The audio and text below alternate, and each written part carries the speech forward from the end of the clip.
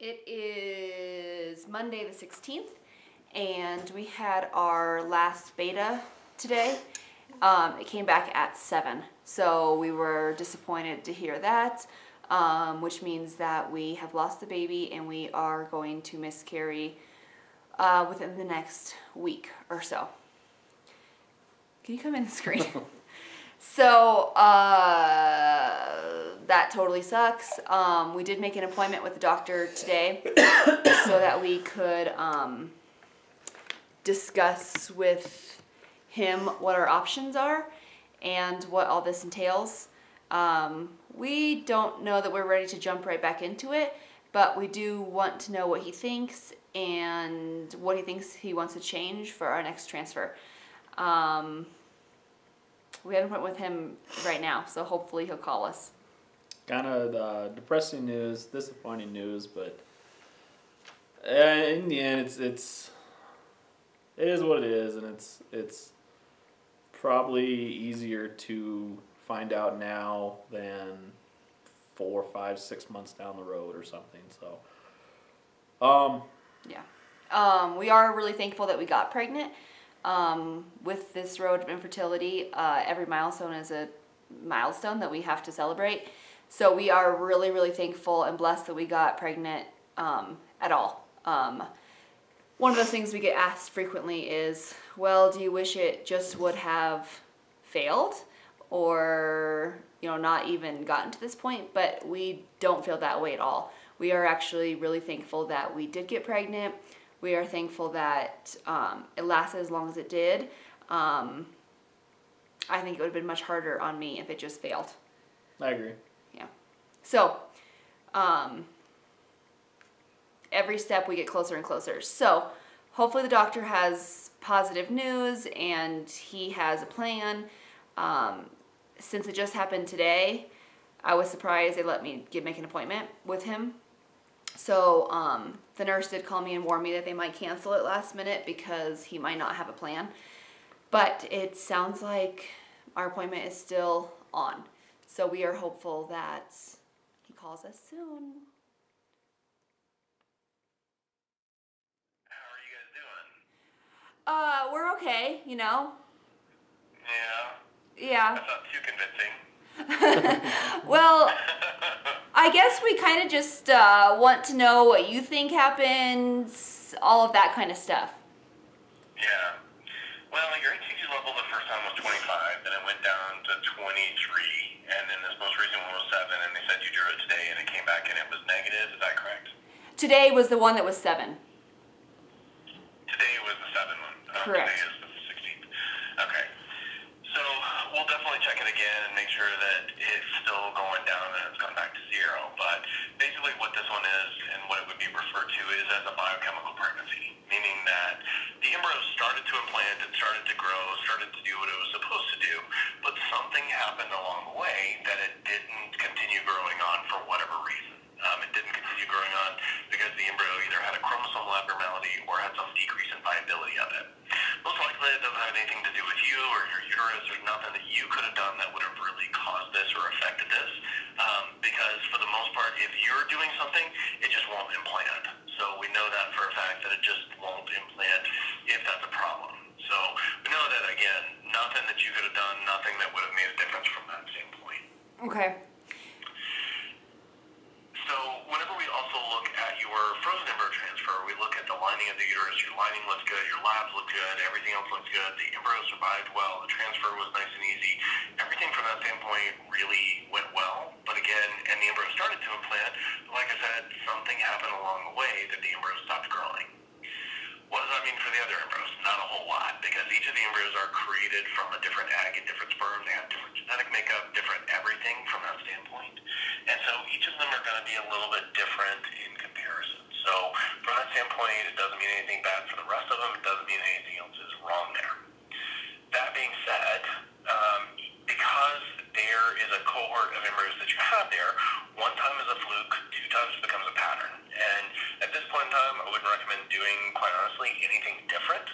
The only thing that I would do is basically add what's called an antihistamine protocol to your transfer, just to try to decrease any type of reaction that your body could be having to the embryo, because at this point the embryo is what it is. There's nothing we can do to adjust it, modify it, make it better, make it worse, do anything like that.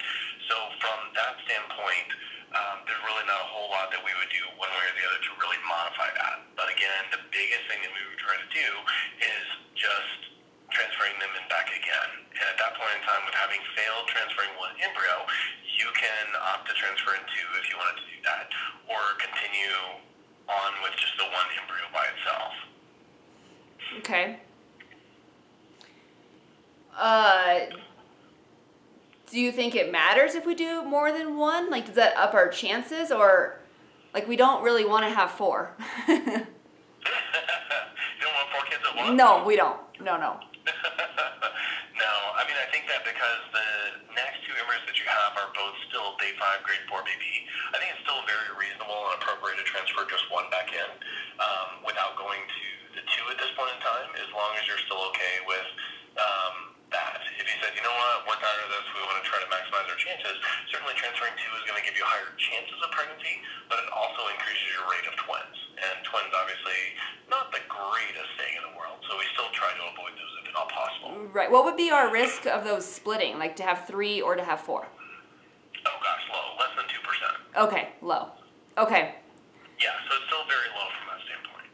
Okay, that's something to think about, though, I guess. You don't think altitude has anything to do with it, right? I mean, I worked in Denver until Thursday, and then I came up Friday, and of course, that's when I feel like I might have stopped growing. Nothing that you could have done that was going to change this. Okay. So there's absolutely nothing within any chance of control that you could have done that would have caused this. Okay, same with blood flow? My blood flow, of Same course, with blood flow. I'm worried about that. Yeah, nothing that you could have done that would have done that. Okay, well, would you add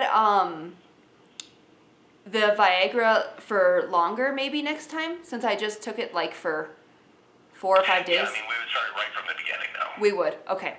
Yeah. Okay. And then we could check blood flow with the Viagra then. Well, at that point in time, it really doesn't matter because it is as good as it's going to get. So at that point in time, it really doesn't matter. Okay. Okay. It didn't seem like my acupuncture appointments helped much with my blood flow. I think it even got worse. Yeah, and it could have had some variation there. So at that point in time, might as well just do it from the get-go.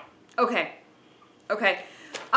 Would you suggest any kind of more testing or like a scratch or something? Well, I wouldn't do a scratch biopsy in you because it did implant. So anytime there's an implantation, the scratch biopsy isn't going to do anything. Okay. Okay. Or any more tests or anything? Honestly, no. Okay. At this point, I wouldn't, because with one embryo failing, that can happen. Again, if it was happened multiple times, that's a different story. Okay. I guess, and I don't know, you might have said something about when would you recommend trying again, or when would you recommend, getting back at it, or would you recommend time off, or?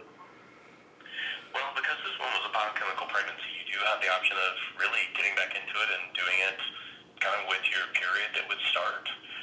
It's really up to you guys. You don't have to wait any specific amount of time because it was biochemical. Okay. Okay. My other question is there any way to skip the birth control? I seem to take my Imitrex every other day, and I'm not sure that's helping our situation. Yeah, we can. We can go directly into estrogen patches. So as soon as you get your period, we would literally go right into estrogen patches. Okay. So then if we were to do that, our transfer would be in 6 or 8 weeks again? No, if we were to go straight into estrogen patches, it would be in about 3 weeks. Oh, wow. Okay. So it's pretty fast. It's pretty fast. Okay. So you don't see any problem with staying on the medication for any length of time? Without stopping? The patches and stuff like that? Right. No, there's no downside or anything like that. It's just basically to control your cycle and develop the line lining of the uterus and things like that. But again, I think you're perfectly fine to be able to move on pretty quick and easily, and there's no downside or harm to you. Okay. If we decide not to do it this cycle, could we pick any cycle and then start the estrogen patches without birth control? Yeah, absolutely. Okay. Absolutely. Okay. So, when my cycle starts, it should be stronger, heavier, or maybe not? This time, it probably will be a bit heavier than what you've had before. Okay. Okay. I would be surprised if it wasn't. So plan for the unexpected, and usually even if you don't take ibuprofen and things like that, I would say to take ibuprofen this time. Okay, I will. And of course I can do baths and the heating pad again, right? Yes, absolutely. Can you explain what the antihistamine protocol would entail? Yeah, the antihistamine protocol is using Claritin and Pepsid. Those are H1 and H2 blockers to try to decrease any type of immunologic reaction or kind of an allergic reaction you could have to the embryo, as well as using prednisone. Prednisone is a steroid that helps to just decrease the risk of kind of an inflammatory reaction. Again, because we really don't have kind of anything else besides that, that's really what we try to use just to try to decrease the risk of that causing a problem. Okay. And you do that from the beginning as well? Correct. Okay. Or at the time of the transfer, I should say. Okay. Okay, that makes sense. That's easy enough. That's all over the counter. Except for the prednisone. Prednisone, The okay. prednisone would be a prescription one. And then would we do that instead of that other steroid or on top of? On top of. On top of. Okay. Okay, that makes sense. All right. Well, I guess we at least have a... this is the best case scenario, I guess, if you're going to have a miscarriage. Yeah, it's much better to be early on. It just still sucks. And it's still kind of in that early period of time and drives you a little nuts, to say the least. Right. Right. Perfect. Okay, thank you so much. I really appreciate you taking the time to chat with us.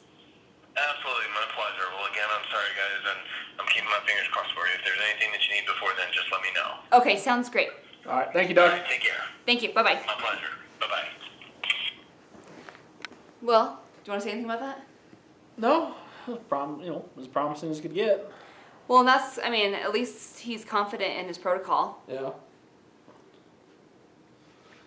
So.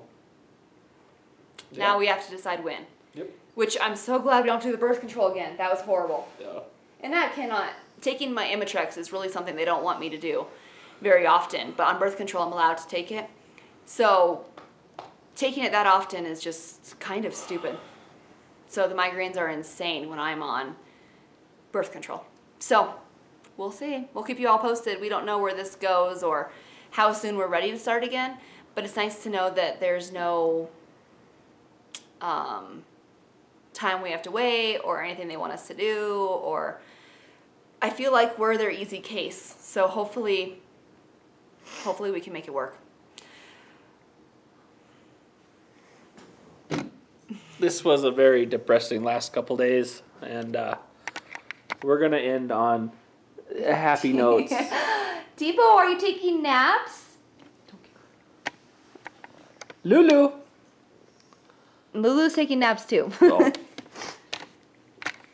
we're gonna end on happy notes, and we will see you guys later.